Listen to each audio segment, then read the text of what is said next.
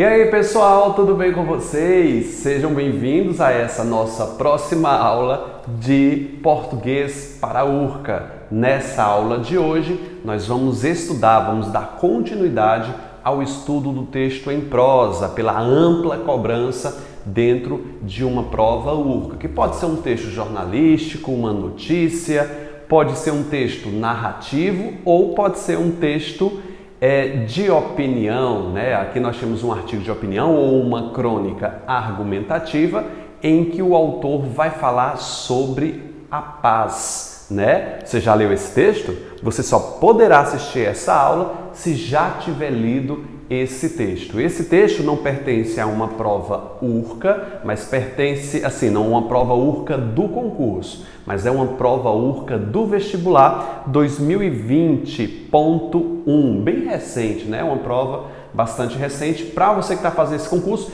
são as mesmas pessoas que realizam as provas do concurso, então a diferença é mínima, tá? Então a mesma cobrança de um vestibular é semelhante a um concurso. Então, vamos nos aventurar à interpretação desse texto maravilhoso do Marcelino Freire que se chama Da Paz.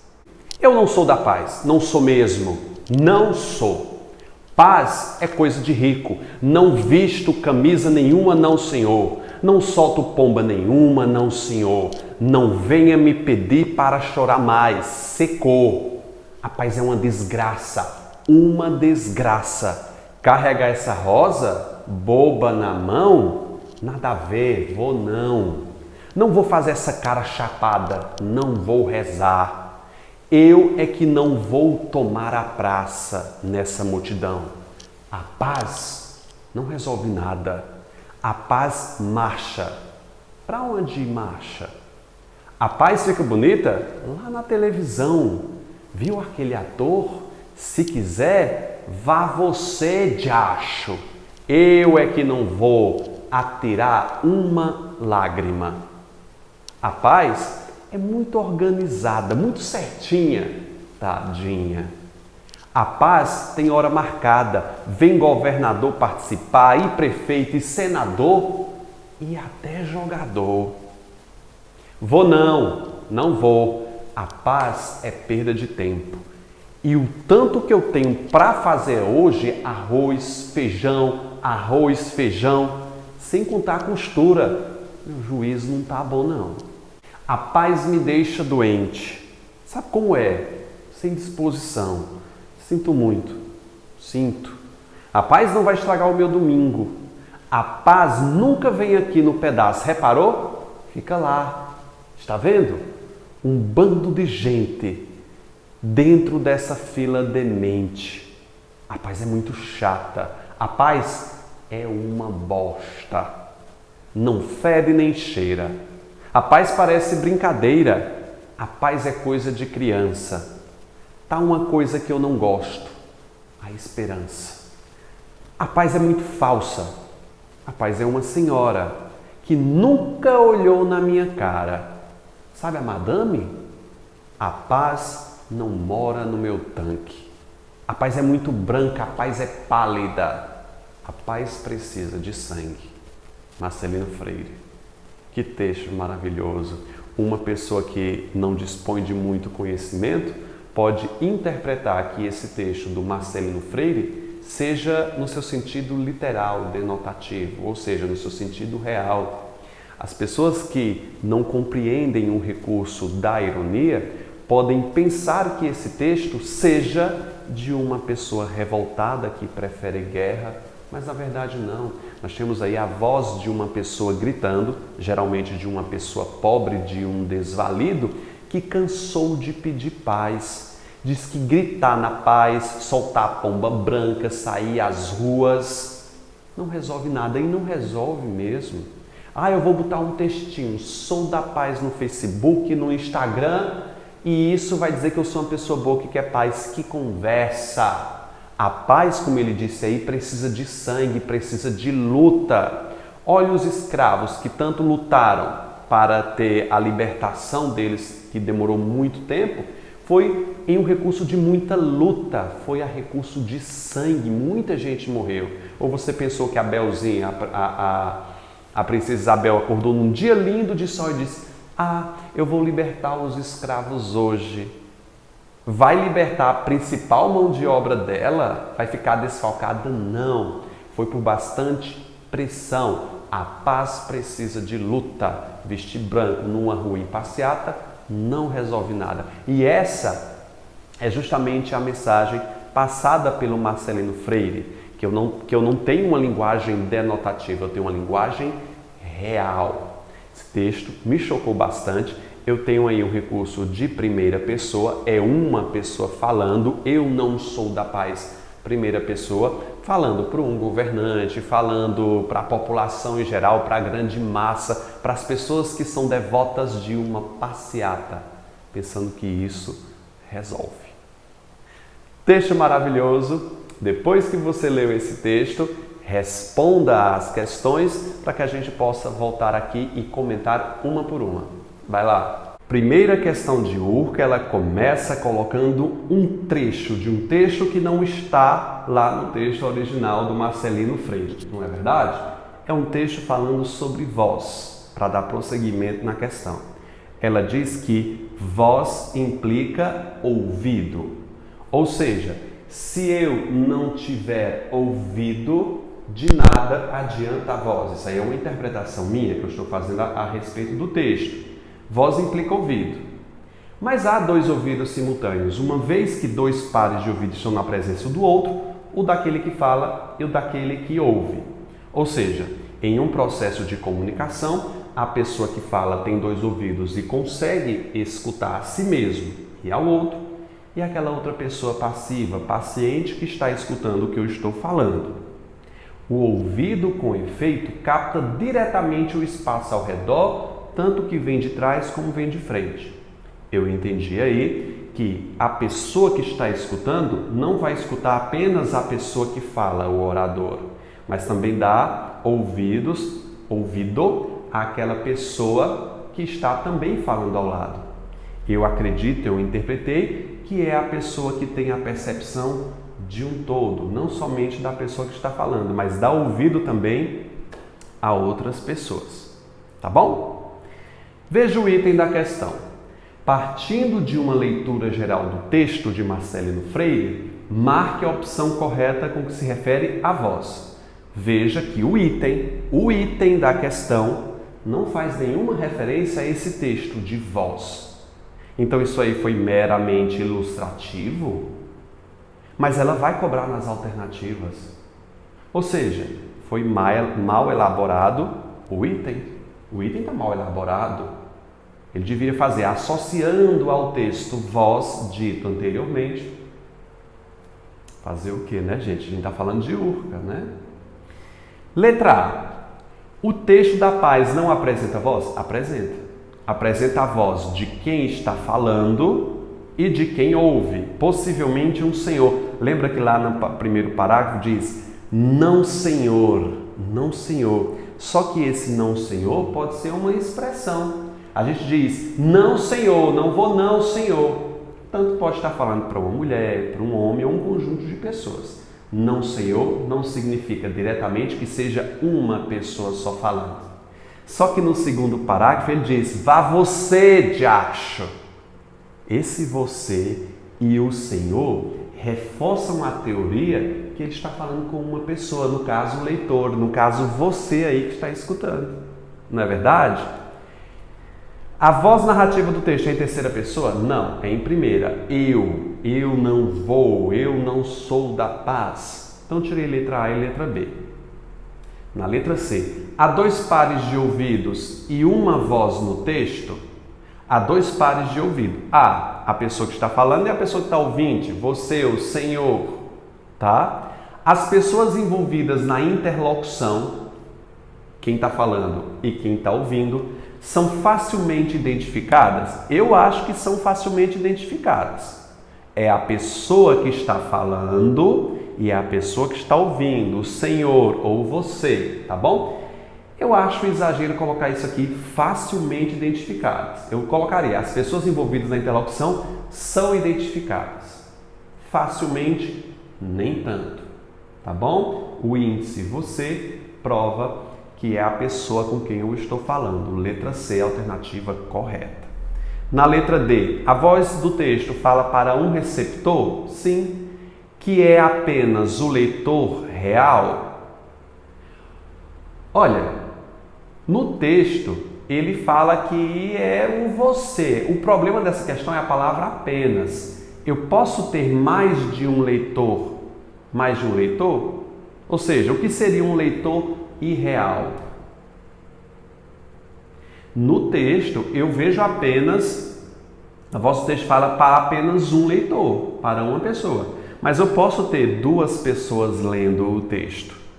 E esse você se referir tanto a uma como a outra. Né? Eu poderia colocar aí um recurso, dizer que é apenas o leitor real, porque no texto ele coloca a palavra você, a palavra Senhor. É possível escrever um recurso, mas a letra C está muito boa.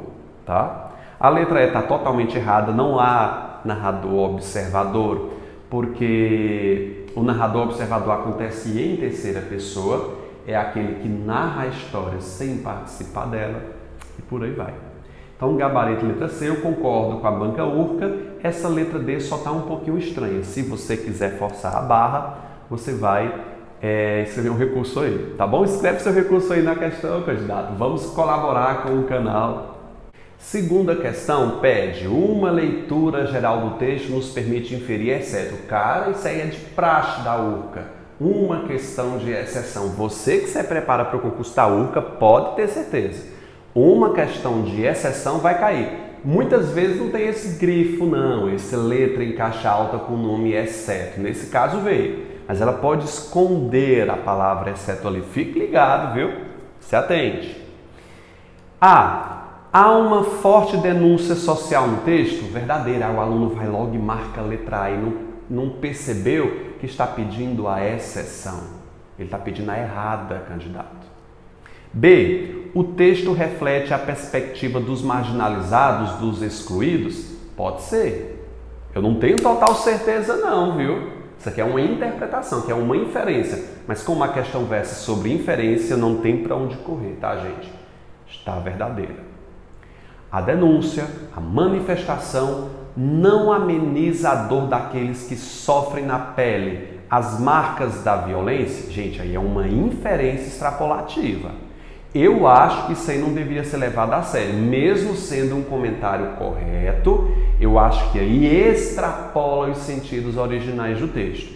Eu interpretei desse jeito. É a manifestação, a denúncia daqueles que sofrem pelas marcas da violência. Não está tão claro isso no texto, tá? É uma inferência extrapolativa.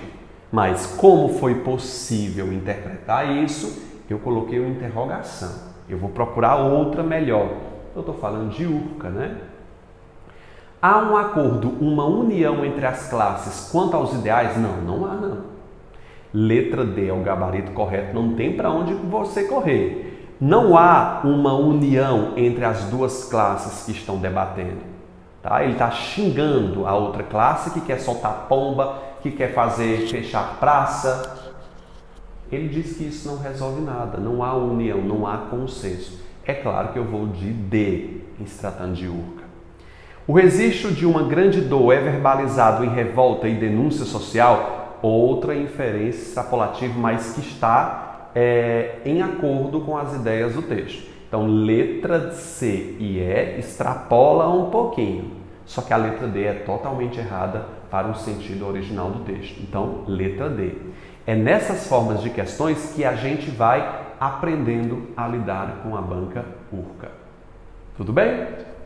Terceira questão pediu a interpretação dessa tirinha da Mafalda, grande Mafalda. Você viu aí? Estude todas as tirinhas da Mafalda, do Armandinho, viu? Que é quase que obrigatório cair na banca Urca, viu? Fique ligado. A professora, você tem um ambiente escola lá, e a professora diz: vamos ver, Manolito, uma palavra que comece com a letra P. Aí a Mafalda diz: eita, xi, vai ver que ele vai falar aquele palavrão. Já gerou uma perspectiva, uma tensão aí na Mafalda, que ele está no ambiente escolar. Aí ele diz política. Aí ela diz, e não é que falou mesmo? Política, um palavrão. Alguma pessoa pode perguntar, mas professora, por que foi considerado política um palavrão? Eu preciso de conhecimento de mundo para interpretar isso aí? Vamos responder aí essas assertivas. Diz o seguinte, a tensão criada se dá, entre outras coisas, devido ao ambiente em que a cena se passa, uma sala de aula, verdade. A tensão, a Mafalda ficou tensa, também dentre outras coisas, é porque o Manolito ia falar um palavrão em sala de aula. Esse ambiente, sala de aula, esse ambiente de formalismo, não se admite o uso de palavrão. Então, isso gerou uma tensão na personagem, dentre outras coisas. Então, a primeira asserção, primeira proposição está corretíssima. O ambiente motiva essa tensão. 2. A fala de Mafalda no segundo quadrinho gera uma expectativa? Claro, ela tá na expectativa de tensão ali. Tensão que é removida para, em seguida, surgir uma criticidade, um ensinamento? Verdade. É removida depois e não é que falou mesmo? Ela criticou e ensinou falando. O problema de ensinamento a gente pode discutir, mas há uma crítica aí, né? E não é que falou mesmo? A crítica foi chamar política de palavrão, mas não é a política do ato de conviver com outras pessoas. É a política de politicagem, essa corrupção, essa safadeza que acontece não só no Brasil e não só hoje, é de muito tempo, não é verdade? O ensinamento que eu fiquei mais ou menos, isso ensina? Ensina o quê? Que política é uma coisa ruim? Vamos lá, vamos admitir isso como certo. Ensinou. Vamos colocar isso aí como correto. A 2 eu acho bonitinha, para a U que eu colocaria como verdadeira. A tirinha se caracteriza pelo nonsenso, pois política não pode ser compreendida como palavrão. Claro que pode ser compreendida como palavrão, como sujeira, como coisa obscena, como coisa ruim. Aí diz que não pode ser compreendida. Claro que pode ser compreendida. Terceiro item, está errado. A compreensão mais profunda da tirinha só é possível se estabelecida em comparação com o conhecimento de mundo. Claro, está correta essa quarta questão, esse quarto item. Eu só posso entender o porquê de uma política ser um palavrão se eu tiver o panorama geral de mundo. Se eu não tiver, se uma criança, se contar essa história para uma criança, a criança não ia saber o porquê de chamar a política de palavrão, tá? 1, 2 e 4, correta? Qual é a alternativa aí, gente? 1, 2 e 4. 1, 2 e 4, letra E como correta, não é isso? Quarta questão, colocou mais um texto visual, nós temos um texto comercial, um texto publicitário, e diz o seguinte, da revista Continente. Está mostrando 2 quadros aí de comercial, assinatura anual, Continente digital, mais versão o quê? Gráfica, né? Versão impressa, acho que é isso. Não, é a versão impressa, mas a versão digital grátis, é isso, não estava conseguindo ver. E só a versão digital custa R$ 42. Beleza, entendi a mensagem, perguntou o seguinte, observe o texto publicitário da revista Continente e a análise desse texto revela. As versões impressa e digital promovem mudanças de consumo e oferta? Promovem, letra A está correta, tá? Promove mudanças de consumo, a mudança de consumo da versão impressa para a versão digital. Então já está acostumando, dando desconto, acostumando as pessoas às versões digitais. Gabarito, letra A, eu concordo plenamente. A revista eletrônica desvaloriza a impressa? Eu fiquei só pensando, desvaloriza em que aspecto? No dinheiro? Não sei. Eu não coloquei essa como correta porque uma versão digital não vai desvalorizar uma impressa. É apenas um novo formato, uma nova mídia, não é? Pode desvalorizar em questão de valor, né? Não sei, não se disse aí, né? O acesso à revista impressa ocasiona prejuízo ao produtor? É uma inferência bem de longe. Porque assim, ocasionaria prejuízo caso se reduzisse o valor da impressa pelo mesmo valor da digital. Aí não ganharia, não teria lucro porque gastaria com a impressão. Né? Eu acho que só estaria correta se ele dissesse que manteria o valor da digital. Então, não sei. As versões digitais favorecem o mercado de computadores? Não só de computadores, né? Mas também de tablets, Kindles, celulares. Gente, o que vocês acham dessa letra D? Eu acho pouco provável. A letra A está muito perfeitinha, mas a letra D não está de todo errado, está fraca, né? Infelizmente a gente tem que recorrer à URCA como questão de forte e fraca, né? A versão impressa é mais completa, de melhor resolução? Não, está totalmente errado. Totalmente errado isso aí. Tantas as versões impressas como as versões digitais promovem a mesma qualidade de impressão. Eu acho que sim, tá? E vai dizer que a versão online tem menos resolução? Provavelmente não. Não é isso? Gente, chegamos ao fim da nossa aula. Falei mais um texto de prosa. Agora é com vocês. Vamos ler esse texto maravilhoso de Uma Vela para Dário. É um texto que comove bastante. Tenha muita atenção a esse texto. Responda as questões que se seguem e boa sorte. Espero vocês na próxima aula, gente. Tchau, tchau.